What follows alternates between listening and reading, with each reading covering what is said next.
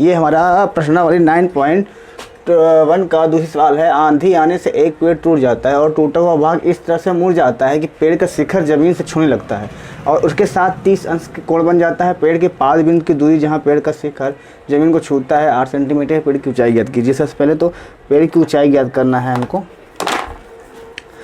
तो सबसे पहले तो ये समझो कि एक पेड़ जो होता है, पेड़ कुछ इस तरह से होता है, लंबा पेड़ है, ठीक है। अब ये हमारी लंबा पेड़ है और ये हमारा ज़मीन है। क्लियर, आप समझिए मेरी बात को। पेड़ है, अब पेड़ जब टूटता है, मान लो आधे से टूट जाता है, यहाँ से ये टूट जाता है, ठीक है ना। बोल रहा है कि आंधी आने से एक पेड़ टूट जाता है। आंधी पेड़ है लंबाई, अगर टूट जाता है, टूट के नीचे गिरेगा ये पेड़ कुछ इस तरह से।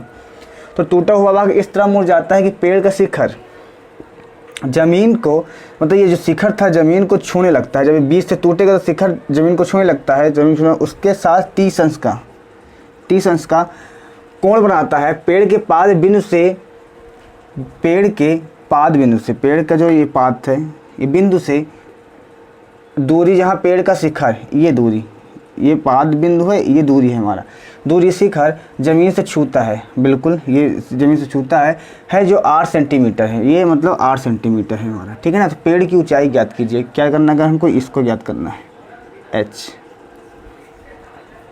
इसको ज्ञात करना है, तो सबसे पहले हम आधे दूरी की लंबाई ज्ञात कर लेंगे और फिर हम पूरी ज्ञात कर लेंगे, ठीक है ना। आधे के निकल आएगा तो हम आधे के आराम से निकाल सकते हैं। तो सबसे पहले हमको अगर ज्ञात करना है, तो अगर हमको अभी क्या ज्ञात करना है, ये ज्ञात करना है, ऊंचाई ज्ञात करना है। किसकी, इसकी।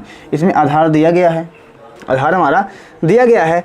तो पहले तो हम इस आधी दूरी का लंबाई ज्ञात करेंगे, क्योंकि जहाँ से टूटा हुआ है, क्योंकि आधा शिखर तो ये वाला है, ये गिरा हुआ है जो शिखर हमारा, ये पेड़ हमारा लंबा था, उसके बाद पेड़ जब टूटा हमारा, टूट के हमारा कुछ इस तरह से गिर गया, तो ये जो ऊपर गया था शिखर वही है नहीं, तो नीचे आ गया है वो, और ये ज़मीन था हमारा।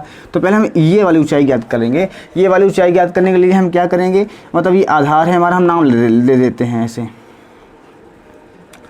ए सी, नहीं ऐसे देते, sorry, C A B D, कुछ भी दे लो, ये दे लो, कुछ भी नाम ले लो, नाम कुछ भी ले सकते हो, उसमें कोई दिक्कत नहीं है। तो सबसे पहले हम इस वाले में देखेंगे। यहाँ पे क्या है हमारा, लंब बटा आधार। लंब बटा आधार किसमें होता है, लाल बटा कक्का।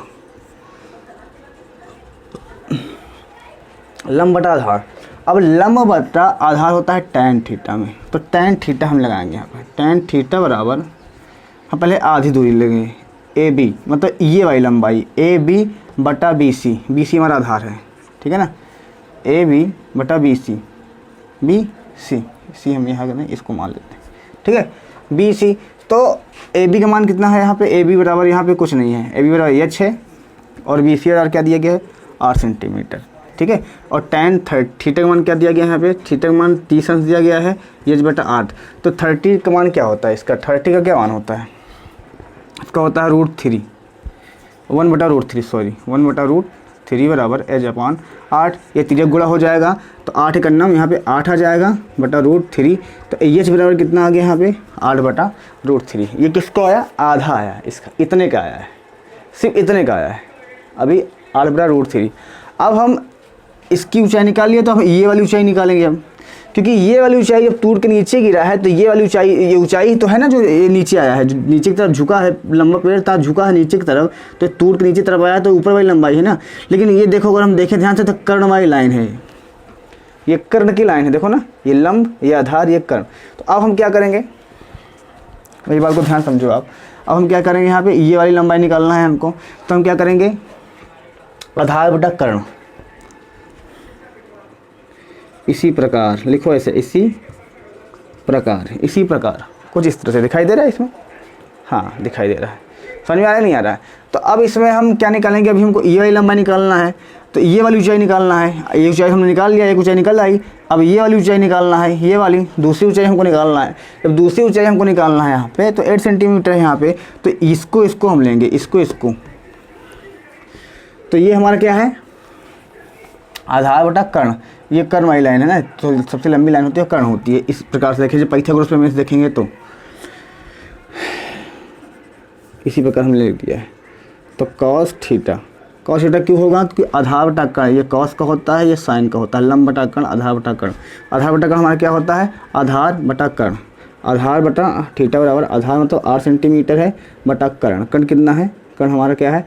कुछ नहीं है, h है। कर्ण हमारा क्या है? कुछ नहीं है, तो हम इसको नाम दे देते हैं AC मान लेते हैं, AC। ठीक है, ऐसे AC है ना, ये रेखा AC मान लेते हैं ऐसे।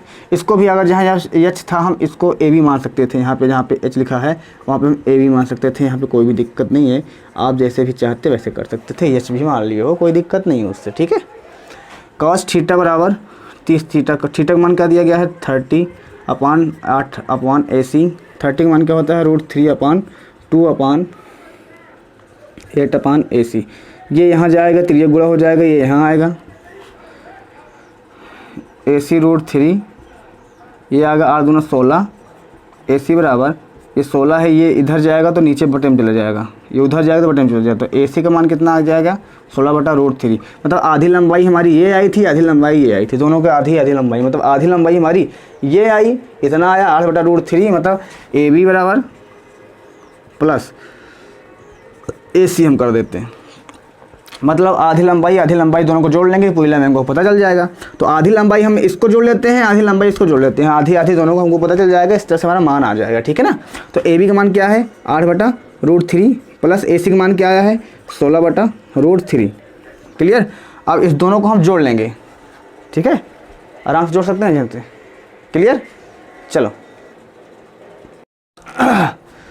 जोड़ लो इसको आराम से। जोड़ने पे क्या आ जाएगा? इसका √3 हर दोनों का सेम है। जब हर सेम होता है तो क्या होता है? जब हर सेम होता है तो आंसर सीरीज जो होती है सेम होती है, उसकी कोई दिक्कत नहीं, सम संख्या उतर जाती है। ठीक है ना, तो सिंपल से हम इसको क्या करेंगे, यहाँ पे √3 हमने उतार लिया, बचा क्या यहाँ पे? 8, 16, 8, 24 होता है।